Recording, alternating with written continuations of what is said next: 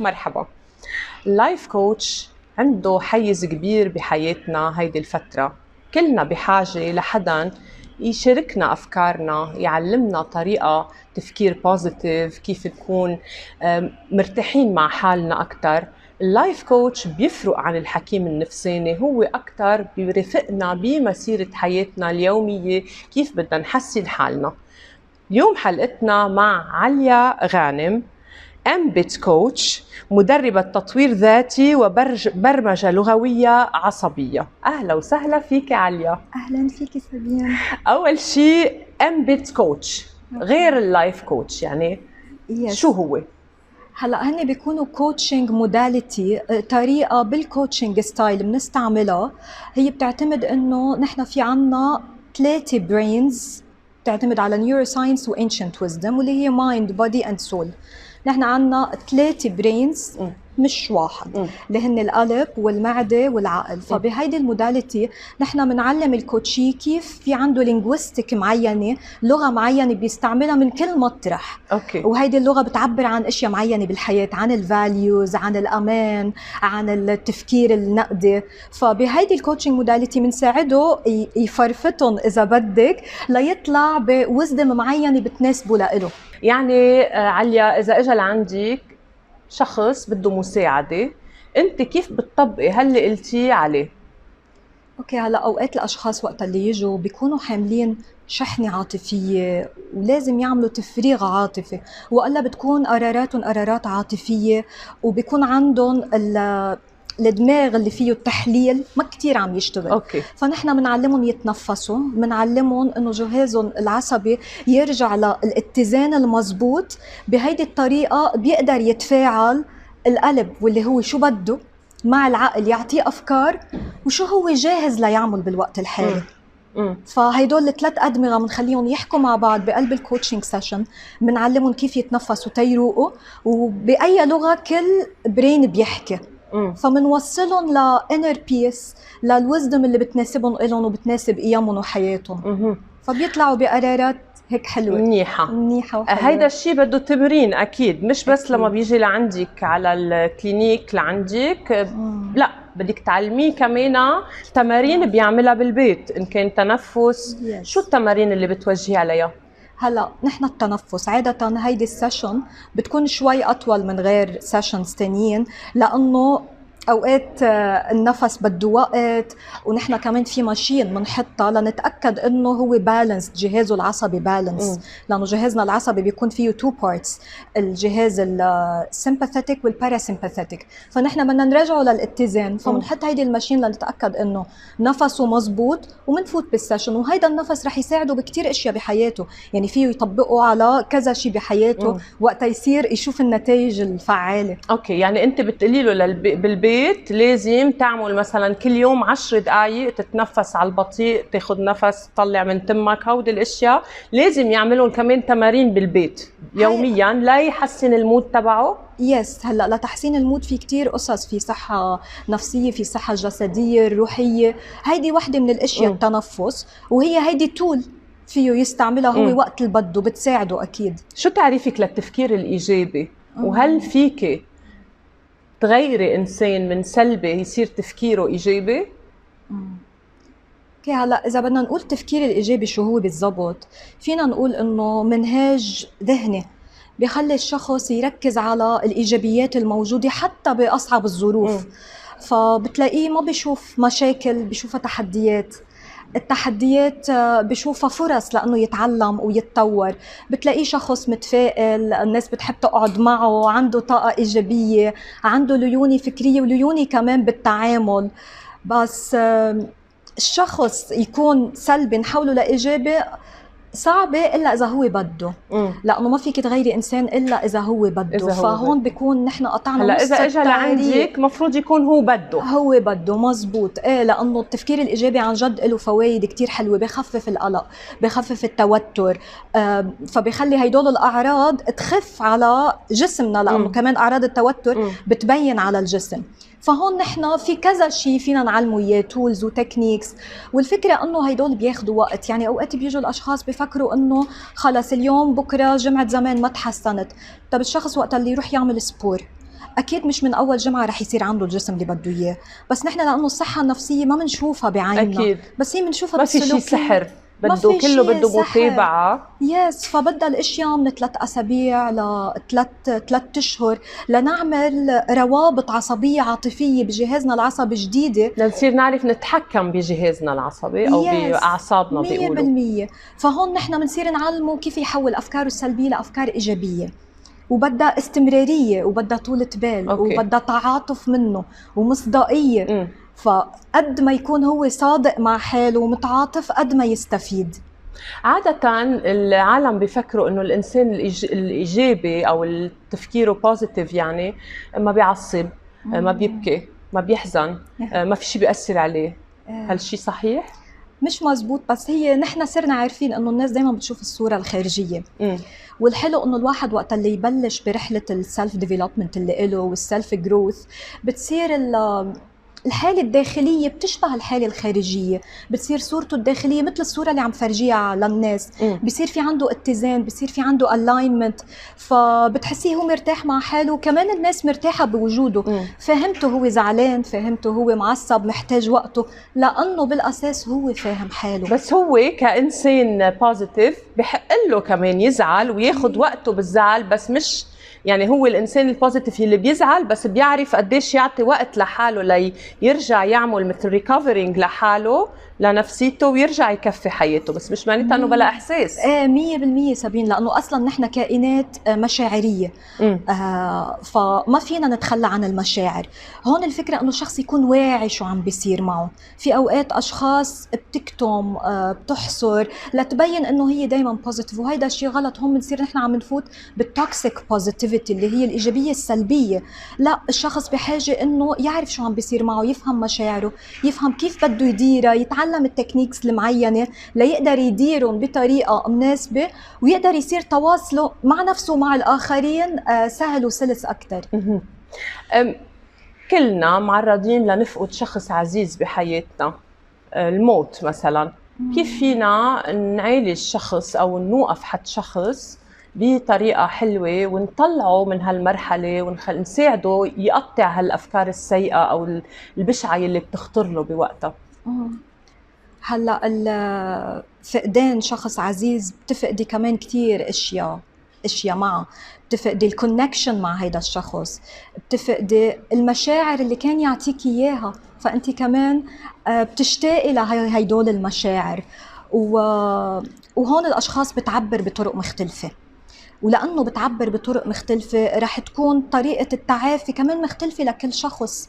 فرح يكون فيك تقولي كاستمايزد باكج لكل شخص معين، لانه طريقه تعبيره غير، والمشاعر رح تكون كتير كبيره، وممكن اوقات تظهر وترجع تختفي. يعني هيدول المراحل ممكن الشخص يقطع بكذا وحده ويرجع، يعني منهم مرتبين. ممكن يفوت acceptance، يرجع يفوت denial. واوقات الفكره انه الشخص وقتها يكون denial اوقات ما بيكون، اذا ما عنده وعي ذاتي ومعرفه ذاتيه منيحه لنفسه بيكون منه عارف انه عم يعمل دينايل. وهيدا يعني شيء من خبره ذاتيه انا قطعت فيه بوقت اللي بلشت بمرحلتي. كنت عامله دينايل بالاول وانا ماني عارفه انه بمرحله دينايل بننكر انه هيدا الشيء صار وبنكتم مشاعرنا، بس هيدي المشاعر رح تظهر بمطرحة تاني، يمكن بصحتنا، يمكن نمرض، صح، تظهر بمطرحة تاني برياكشن معينة. هون بيعرف الشخص انه هو عن جد بحاجة لهيلينج.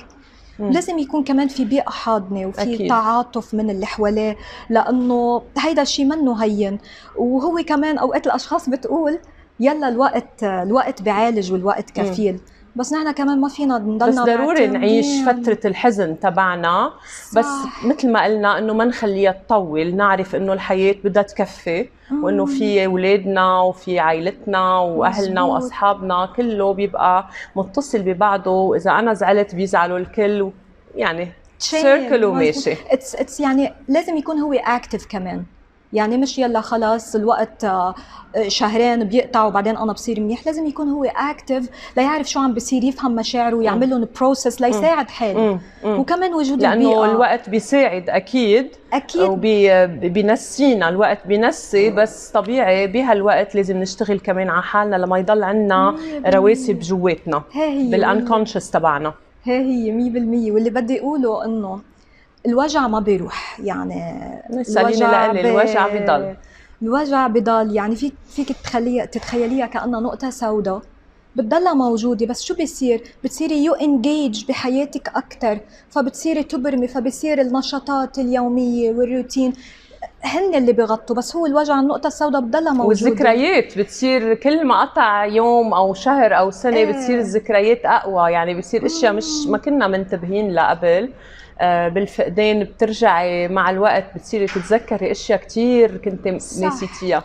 صح، فالشخص يكون متعاطف مع نفسه. عليا، إذا إجاكي شخص فاقد الثقة بنفسه، ما عنده ثقة بنفسه، فينا نساعده وكيف؟ هلا في كذا ناحية فينا نشتغل عليها، فمنشوف شو أكتر جانب بحياته هو معقول يكون مؤثر فيه ومنركز عليه. يعني في عنا الجوانب الجسدية، نحن بنعرف إنه السبور والأكل الصحي كتير بفيد. الجوانب الروحية، شو ما كان البيليف سيستم للشخص بحاجة لأنه يعمل عبادته، ليعمل تأمل، كمان ليرتاح نفسيا. وفي عنا الجانب الفكري والاجتماعي، الإنسان كائن اجتماعي بحاجة لأنه يختلط بالناس، لأنه يحتك، ليطور من مهاراته الفكرية والاجتماعية ويقيم اللي عم بيصير معه. وأكيد اللي نحن بنشتغل عليه أكتر شيء واللي هو الجانب الفكري والنفسي. هون يكون الشخص منبلش نشتغل على أفكاره، على المواقف اللي قطع فيها، كيف تقييمه لنفسه، ومنصير ناخدها ستيب باي ستيب، كيف نحول يصير في عنده البوزيتيف مايند سيت، كيف يطلع من الأفكار السلبية للأفكار الإيجابية، يكون منفتح، يكون متقبل. يعني إذا شاف باب مسكر ما يضله فوكس على الباب، فوكس عليه، إنه فيك تفتل هيك شوي نتفة تلاقي شيء تاني حدك. صح. فهيدول بيجوا إذا سكروا البواب بوجهكم، كل البواب في باب البراد على طول مفتوح بوش تقدروا تفتحوا سات لبيتكم 100%. I agree. عليا، الكومفورت زون، في كتير عالم علقانين محل الراحة تبعهم، ما بيعرفوا يغيروا على طول. يلا انه انا ماشي حالي، عم باكل واشرب وعايش، بروح على شغلي وبجي من شغلي سبا ماشي الحال. بس ما بيعرفوا انه اذا طلعوا من هالمحل اللي قاعدين فيه هن ممكن تنفتح لهم اكثر حياة واشياء يقدروا يعملوها، يستفيدوا اكثر من الحياة. واجهتي هيك حالات عندك، وكيف كيف ساعدتيهم؟ هلا أنا شخصياً قطعت بهيدا الشيء. يعني ما في حدا إلا ما ببلش من مطرح معين، فأنت وقت تكوني بالكومفورت زون منك قاشعة أبعد منه، ورح يجي معه قلة راحة، رح يجي معه وجع. فالشخص are you ready؟ are you جاهز لأنك تتحمل هيدا شوية وجع؟ وصدقيني ما حدا بيظهر من الكومفورت زون إلا ليكون كتير موجوع، وصل لدرجة وجع إنه هو بده. من شو بده ينوجع إذا هو بالكومفورت زون؟ بينوجع انه لقي انه الروتين. مثلا خليني اعطيك اكزامبل على حالات زواج، تلاقي وحده مجوزه وقت طويل ومرتاحه وكل شيء، بعد وقت قولي يا الله انه هلا فكرتي، طب ما هي كانت بالكومفورت زون، وصلت لمرحله انه خلص انا ما عم بتطور، ما عم بعمل شيء، انه واقفه بمطرح معينه. فهيدي بتكون نقلة نوعية للشخص، بتبلش الرحلة عنده.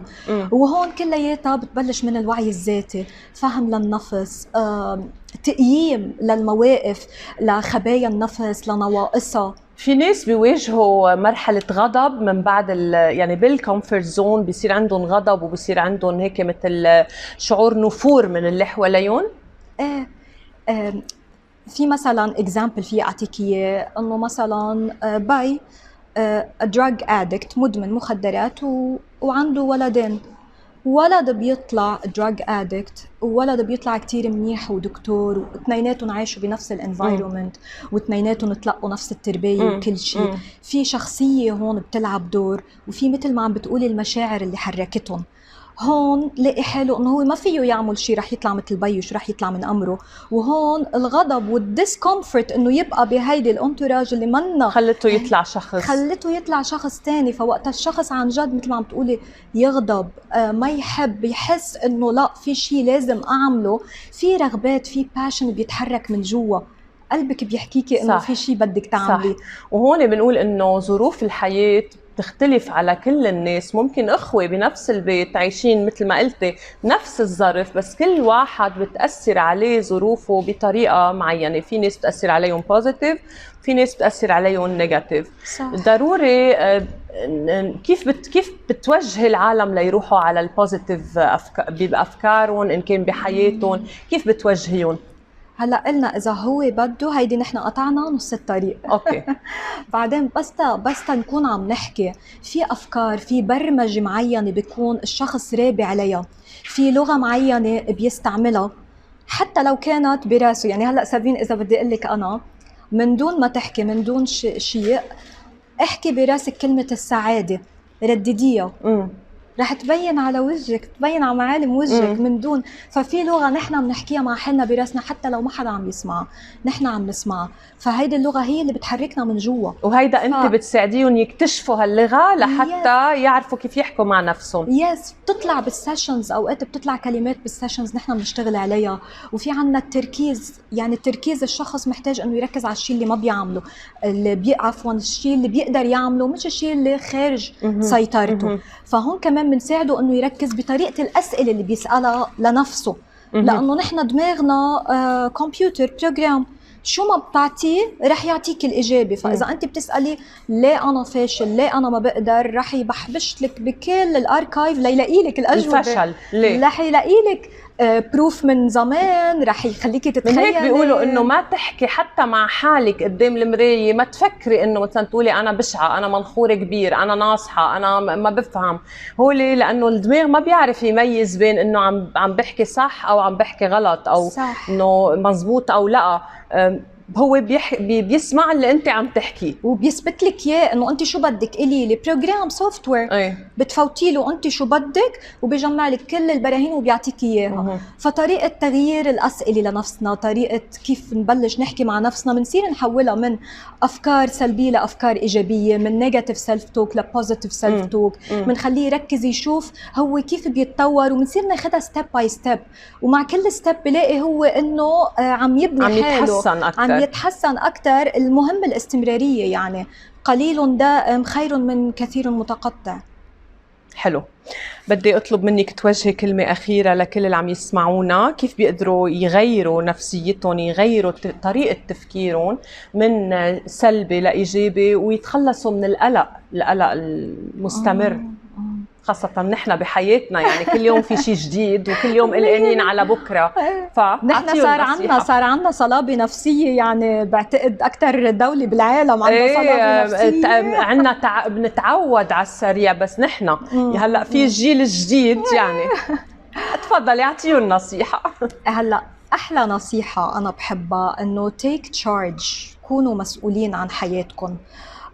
ما يلعب الشخص دور الضحية، انه بنطر لبكره، ينطر الوقت، ينطر لحدا يجي يعطيه. هو يكون انيشيتيف من حاله، ياخذ الخطوه ويستعد، وخطوه خطوه رح يلاقي حاله عم يفتح ابواب كتير حلوه وابواب جديده. ودايما انجيج، ابني علاقات لتتعلم، لتشوف الدنيا كيف عم تمشي، تتقبل الغير وتكون وما يلوم حاله، ما يعيش حالة انه انا دايما الحق علي، وكمان ما يلقي اللوم على غيره. شو رأيك؟ يس ما هي ما يلقي اللوم على غيره، هي انه هو يتحمل المسؤولية. يعني الماضي مرق، فانا اللي ما بقى فيي غيره، بس انا الحاضر هو ملكي، انا مسؤولة عنه. صح. انا اللي بقدر، ما بقى القي اللوم على هيدا وعلى هيدا، وبكره لاحقين عليه. خلينا نحل مشاكل اليوم. صح. والحياة موجودة ببعدين، يعني موجودة بالأسود وبالأبيض، الليل والنهار، الخريف والشتاء والصيف. كمان بس تيكون في مشاعر سلبية this too shall pass، هيدي كمان رح تقطع وريح يكون في مطارح حلوة. بس الفكرة نتعلم هيدول المشاعر شو بدهم مننا، نجرب انه نشوف ليه عندي هيدي المشاعر. فهو إذا ببلش تو انجيج بالحياة ويشوف إنه يعمل بروسس لهيدي المشاعر السلبية، رح يلاقي ويوصل لمطارح يلاقي إنه في أشياء كتير حلوة ناطرته. عليا غانم، كتير حلو الحديث معك، وأكيد المشاهدين رح يستفيدوا كتير من هالمعلومات اللي عطيتينا إياها، وبيتابعوا صفحتك وبيشوفوا كل المعلومات اللي عندك. مثل ما قالت عليا، كل شيء بيمرق. امبارح قطع. اليوم إلنا، بعد شوي مش بكرة، هلأ إلنا، بعد ساعة، بعد ربع ساعة ما بنعرف شو بيصير. خلينا دايما نعيش اللحظة، ودايما نشوف الكباية المليانة، الشمعة المضوية. دايما وقت اللي بتكونوا انتو عم بتفكروا سلبيا، انتو الوحيدين اللي فيكن تغيروا تفكيركن. كمان مثل ما قالت عليا، إذا بدنا فينا، إذا الإنسان بده بيكون قطع نص طريق العلاج. والله معكم.